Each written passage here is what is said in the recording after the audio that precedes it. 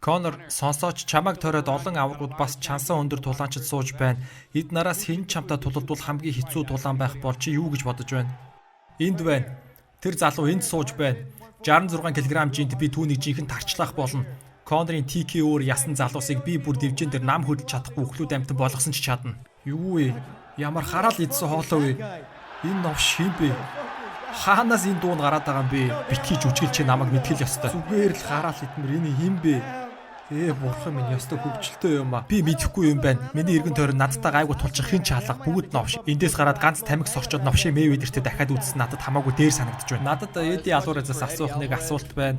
Чи өмнө нь хэлэхдээ Конор бол авраг болох хэмжээний тулаанч бишээ. Учир нь тэр 3-аас дээш үе тулалдаж үзээгүй гэж хэлсэн. Гэтэл чиний байгаа байдал чи өрдөөд 2 удаа 5 үе тулалдаж үзсэн. Гэхдээ түүнийхээ нэгдэн баг ялгцчихад ямар өгсөн олон юм хуцаад байгаа гүлэг вэ чи?